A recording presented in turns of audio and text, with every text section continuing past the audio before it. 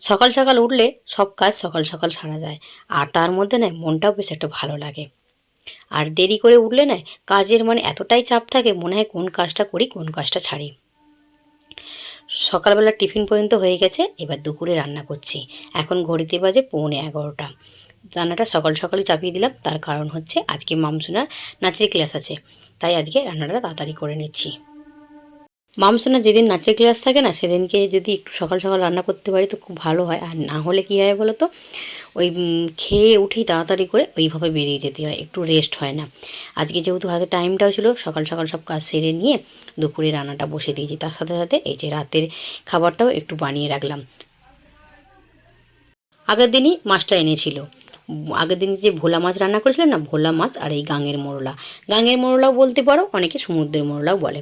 এই মাছটা কিন্তু খেতে দুর্দান্ত হয়, আর যদি তেল ঝাল করা যায় তো আর কোনো কথাই নেই, এই দিয়েই ভাত খাওয়া হয়ে যাবে। আর এমনিতেও যদি এরকম গরম গরম মাছ ভাজা সাথে যদি গরম গরম ভাত থাকে, আর তো কোনো কথাই হয় না। মাছগুলোকে কিছুটা ভেজে নিয়েছিলাম, আর এই যে বাকি কটা ছিল সেগুলোকেও ভেজে নিলাম।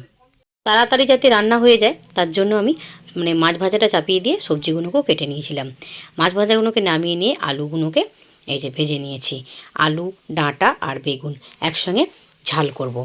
এই রকম সবজি মাম্মামের ড্যাডি ভীষণ ভালোবাসে। আর এই যে বেগুনগুলোকে হালকা করে একটু ভেজে নিচ্ছি। ভেজে রান্না করলেও বেশ খেতে ভালো লাগে। আর যখন সময় পাই না তখন কি করি, এমনি কাঁচা দিয়ে দিই, ওটা সবজির সঙ্গে রান্না হয়ে যায়। যেই কথা সেই কাজ, একদম এই যে তেল ঝালটা করে নিয়েছি। আর এরকম যদি এটা তেল ঝাল থাকে, আমার তো আর কোনো সবজি লাগে না, আমি এই দিয়েই ভাত খেয়ে উঠে যাই। আর এরকম চুনো মাছ খেতে মাম্মাম্মার ড্যাডিও ভীষণ ভালোবাসে। আজকে হাতে সময় পেয়েছিলাম বলে একদম মন খুলে রান্না করেছি। আর কি কি রান্না করেছি চলো বন্ধুরা দেখে নিই। এই যে ভাতটা দুপুরের মতোই করেছি। রাত্রির জন্য সবজি আমি করে রেখেছি, কিন্তু রাত্রিরে এসে শুধু রুটিটা করলেই হয়ে যাবে, গরম গরম রুটি।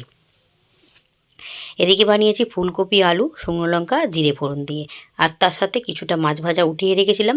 মাম যদি ঝালের মাছ না খায় তো ভাজা মাছ দিয়ে ভাতটা খেতে পারবে। তার সাথে রয়েছে এই যে আমার একটা ভীষণ পছন্দের খাবার, কোনো জিনিসই যদি একটু শুকনো শুকনো করে তেল ঝাল করা হয় না, আমার আর কিছু লাগে না, এরকম তেল ঝাল দিয়েই ভাত খাওয়া হয়ে যায়। আর তার সাথে যে ডাল বানিয়েছি, ডালটা বানাতে হয় বাবু আর মামের জন্য, আর সাথে সাথে না মামের ড্যাডিও ভীষণ পছন্দ করে ডালটা। আর এই যে এদিকে সবজি বানিয়েছি আলু, ডাঁটা আর বেগুন দিয়ে।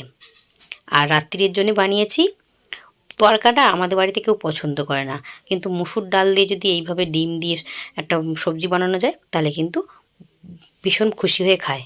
আমকে নিয়ে এসেছিলাম নাচের ক্লাসে, নাচের ক্লাস থেকে বেরোতে বেরোতে সন্ধে হয়ে গেছে। আর নাচের ক্লাসের রাস্তার উল্টো সাইডে এই যে মল রয়েছে একটা, তো আমরা সব বান্ধবীরা মিলে মলে এসেছি। মলে এসে কিছু জিনিস দেখছিলাম, কিছু জিনিস পছন্দ হোক আর নাই হোক, এই যে জামা কাপড়গুলো দেখে ভীষণ পছন্দ হচ্ছে, কালারগুলো কিন্তু খুব সুন্দর।